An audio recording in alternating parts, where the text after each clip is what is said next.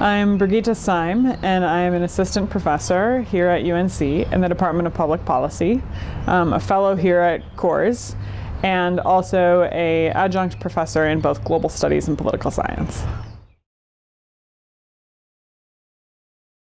Well, one aspect of my research that I think is most compelling is I'm currently involved as a project manager in the Varieties of Democracy project.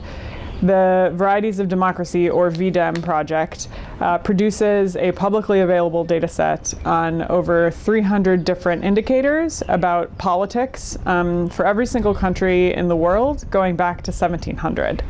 My role with V-Dem is to be the project manager of experiments, which means that I run experiments and other tests to validate the V-Dem data set and ensure, in particular, cross-country, cross-context comparability of the data.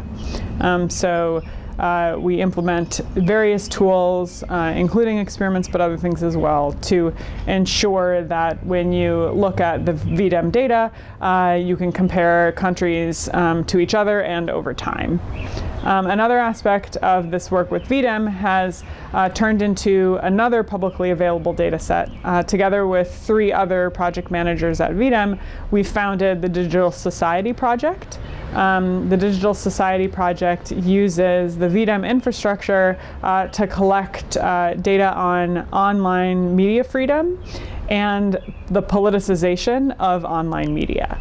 So, in other words, we collect data on things like foreign government interference in domestic media, how the government shuts down certain sites on the internet or deletes certain posts on social media, and things like whether people mobilize protests online or, even worse, genocide, ethnic cleansing activities online, various things like that. And the data are all publicly available.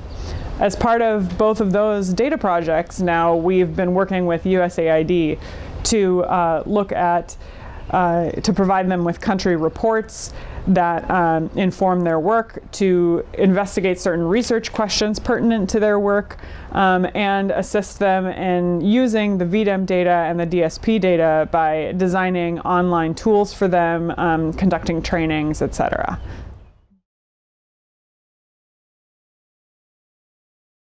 Well, I think there are 2 things that have been particularly surprising. One is just the extent to which both practitioners and researchers are using the data from both V-Dem and the Digital Society Project, and the extent to which they seem engaged and eager to use academic research to inform their work. I think there's a misperception that practitioners and researchers don't speak to each other, and it's great that we actually observe that they do, and that practitioners are eager to dialogue with us and interested in our expertise, and we in turn are hopeful about collaborating with practitioners. The second surprising thing, it just relates specifically to the Digital Society Project. We actually just released the first publicly available data set on online media freedom and the politicization of the online space. And one of the most interesting things that we found as we were going through the data is that Taiwan is the country with the most foreign interference in their online media. And so it's been fascinating to see the reaction to this finding.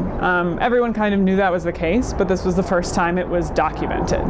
This was the first time that someone could point to a graph, point to a data point, and say, look, Taiwan is being affected by the Chinese online. The Chinese are interfering with Taiwanese media.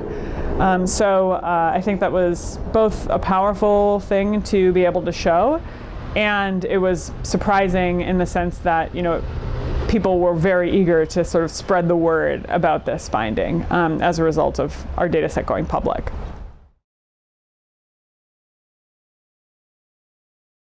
Well, I think that we're really eager to look at the Digital Society Project and how these indicators change and how our data paint various pictures in the next phase.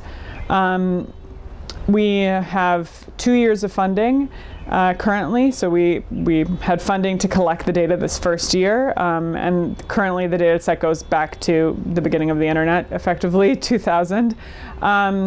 And then we also have funding for next year to collect data, so to update it for 2019.